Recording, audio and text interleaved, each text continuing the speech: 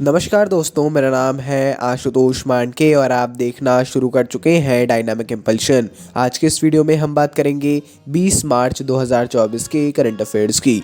और अब जब आपने वीडियो के थंबनेल पर क्लिक करते हुए वीडियो देखने की शुरुआत करी दी है तो अंत तक जुड़े रहिएगा हमारे साथ, क्योंकि आप सभी लोग जानते हैं कि ज्ञान को कभी भी अधूरा नहीं छोड़ना चाहिए। इसी बात के साथ हम शुरू करते हैं आज की इस वीडियो को आज की पहली जानकारी के साथ।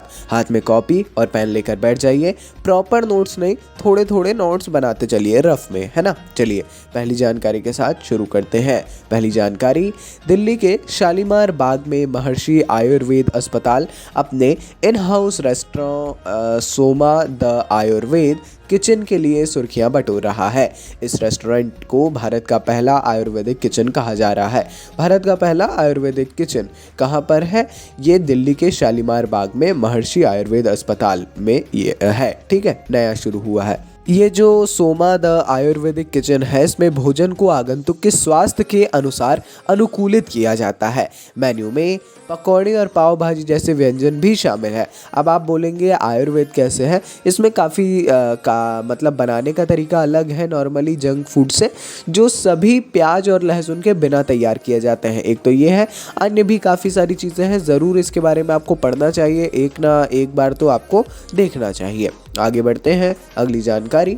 अपने पर्यटन उद्योग को बढ़ावा देने के लिए नेपाल सरकार ने गंडकी प्रांत के एक शहर पोखरा को आधिकारिक तौर पर हिमालयी राष्ट्र की पर्यटन राजधानी घोषित कर दिया है। यह घोषणा फेवा झील के तट पर बाराही घाट पर आयोजित एक विशेष समारोह के दौरान की गई थी। अपनी प्राकृतिक सुंदरता और साहसिक पर्यटन के लिए जाना जाने वाला पोखरा लंबे समय से नेपाल में एक पर्यटन केंद्र के रूप में पहचाना जाता है। जाहिर तौर पर यह काफ़ी ज़रूरी बात है, भारत का नहीं है, नेपाल का है ना। भारत में भी पर्यटन के क्षेत्र पर बहुत जोर दिया जा रहा है और अब ये नेपाल में भी जोर दिया जा रहा है। ठीक है, पर्यटन राजधानी नेपाल की गंडकी प्रांत के पोखरा को, ठीक है, ये आ सकता है थोड़ा सा अपन अगर इसको भी याद रखें तो अच्छा रहेगा।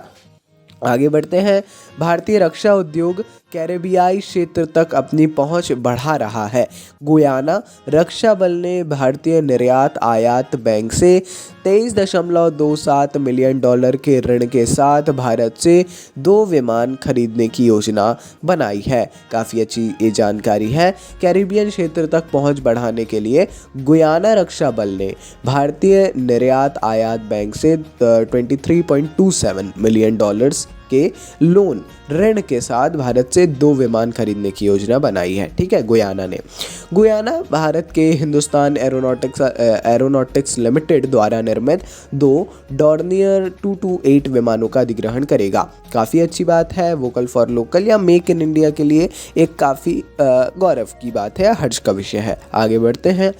भारत और संयुक्त राज्य अमेरिका के बीच टाइगर ट्रायम्फ 24 नामक संयुक्त सैन्य अभ्यास 18 मार्च को शुरू हुआ और 31 मार्च तक जारी रहेगा। यह अभ्यास भारत के पूर्वी समुद्री तट पर हो रहा है ना। काफ़ी ये ज़रूरी जानकारी है। इस अभ्यास का मुख्य उद्देश्य मानवीय सहायता और आपदा राहत कार्यों के लिए दोनों देशों के सशस्त्र बलों के बीच सहयोग में सुधार करना है। ठीक है, भारत और संयुक्त राज्य अमेरिका दोनों के बीच में टाइगर ट्रायम्फ 24। ठीक है, काफ़ी ये भी ज़रूरी जानकारी है। इसके बारे में भी आपको ज़रूर पढ़ना चाहिए। थोड़ा सा अगर इसके बारे में आप पढ़ लेंगे, क्या है, मैं हमेशा बोलता आया हूँ सैन्य अभ्यास आपको पढ़ना है। और सैन्य अभ्यास में क्या पढ़ना है? ज़्यादा कुछ भी नहीं, कब से शुरू हुआ, इस बार कहाँ आयोजित किया, करंट अफेयर्स का, वही नॉर्मल सी चीज़ें हैं।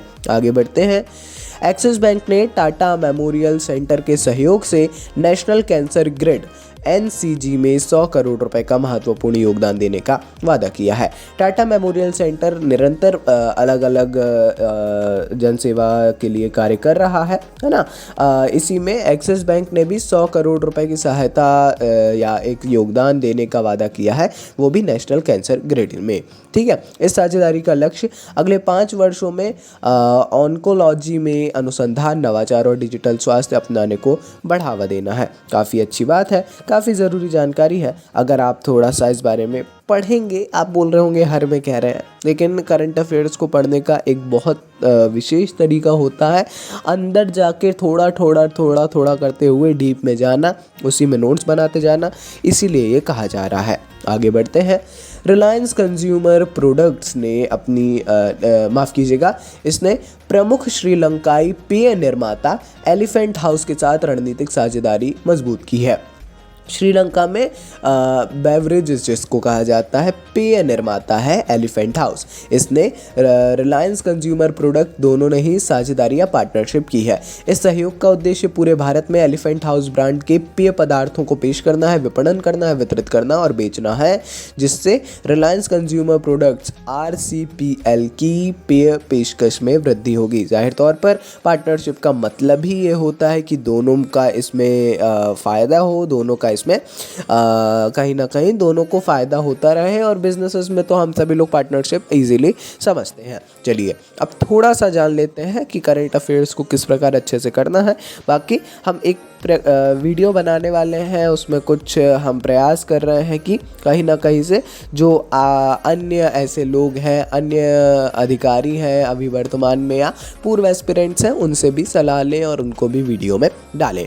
जो जानकारी है वो ये है कि करंट अफेयर्स को पढ़ने के लिए अगर हम एक न्यूज़ आपको बता रहे हैं और जो आपको कह रहे हैं हाथ में कॉपी पेन लेके बैठना है और लिखते जाना, ये बताया, ये करना, जैसे ही वीडियो समाप्त तुरंत, क्योंकि 6-7 मिनट का वीडियो रहता है, 10 मिनट को आपको वीडियो देखना है। मैं 1 घंटा आपको करंट अफेयर्स बस हमारा उद्देश्य रहता है, ज़्यादा समय भी नहीं देना है, लेकिन आप अगर अच्छे से करेंगे तो बहुत प्रोडक्टिव हो सकता है। चलिए ये थी आज के इस वीडियो की अंतिम जानकारी। मिलते हैं अपन अगले वीडियो में ऐसी ढेर सारी जानकारी के साथ। जुड़े रहिए हमारे साथ। नमस्कार, डायनामिक इम्पल्शन।